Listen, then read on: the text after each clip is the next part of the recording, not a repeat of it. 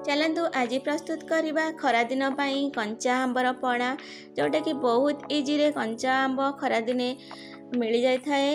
कंचा आंबर पणा बा कंचा आंबर शरबत पीले खरा दिने मन आत्मा पूरा शांति हो जाए थाए। घरे आम एमती भाव में बहुत इजी रे कंचा आंबर शरबत बने की पी पारिबा।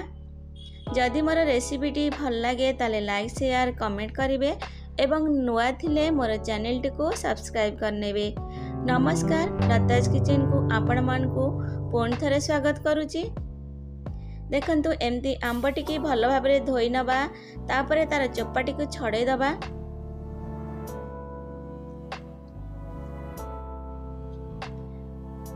एमती भाव में चोपाटी की छड़े नबा एवं ताकू छोट छोट पीस करी काटी नबा। तार कोयलीटी बाहर कर नबा। आंबटी जेहेतु मोर बड़ अच्छी से छोट छोट पीस करी काटी नेबी। एमती भाव में छोट छोट पीस करी काटी नेची। एबे ताकू प्रेशर कुकर रे पानी देकी ताकू 2टी सीटी मारी नबा।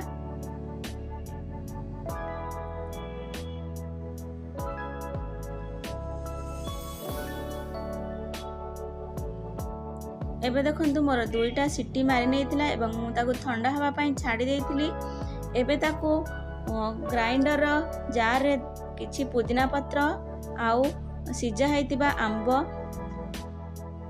किछि मीठा हवा पई चीनी आउ भजा जीरा गुंड, चाट मसला, कला लूण आउ एठी जलजीरा पाउडर मु देइछि। जलजीरा पाउडर देले बहुत टेस्ट लागिबो। एबे ताकू पेस्ट बनै नबा। एमती भाव में देखंतु पेस्ट बनै नेछि। जदि आपण एटी छाणी पारिबे भी, मु किंतु एटी छाणीनी। एबे ताकू किछि बरफ खंड देकी आमे सर्व करिबा। ठंडा ठंडा कंचा आंबर पणा मोर प्रस्तुत हो गला। ताकू पुदीना पत्र देकी सजै दबा एवं सर्व करिबा। मोर रेसिपीटी केमती लागिला निश्चय कमेंट रे जणेबे। जदि भी मोर किछि कम हेताए मते कमेंट रे जणेले मु ठीक करिया पई चेष्टा करिवि। Thank you.